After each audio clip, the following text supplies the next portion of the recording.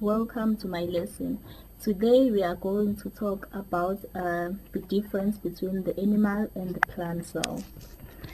What I have done here, I have drawn the Venn diagram, which you can see in between that there is an intersection, meaning that wherever the structures that appears here, they are common for both plant and animal cell. I'm going to start looking at the cell wall. The cell wall is only found on the plant cell. As you can see on the side, I have drawn both the animal and the plant cell for the structural differences.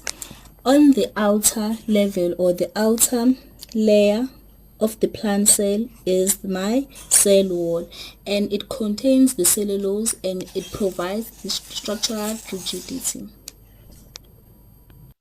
In plant cell is the large vacuole.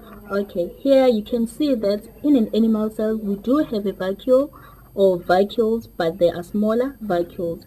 And then here on the plant cell you can see this is the largest vacuole. What does it do? It either stores waste or water, and it's the biggest or largest organelle within the plant cell.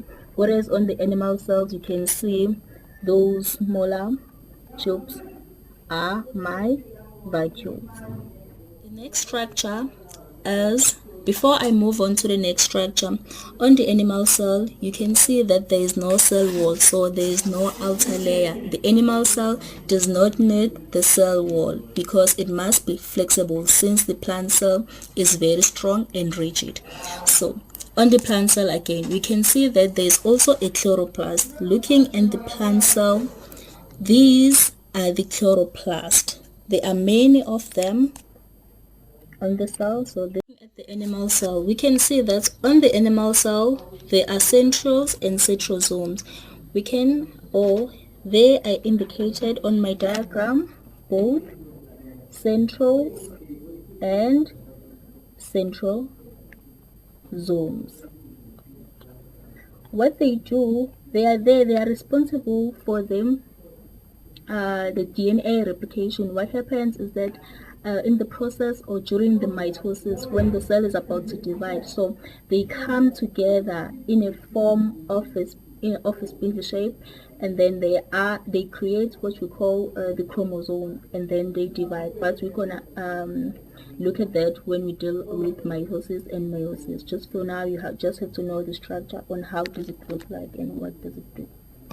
You can see that we have cilia and flagella. I didn't indicate it, I will just draw it now. So cilia is just similar to hair, or we can have like a long strand which we call it flagella.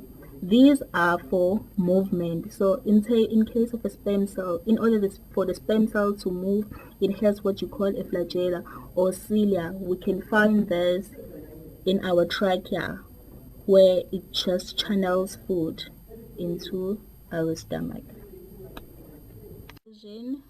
As I've mentioned, that whatever is here is common for both plant and animal cells. So the plasma membrane is just the semi-permeable membrane in both plant and animal cells, and it's there for protection.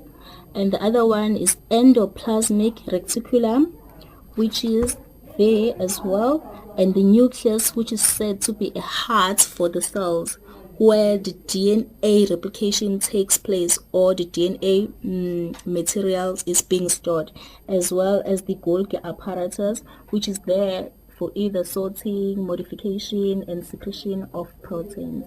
Thank you.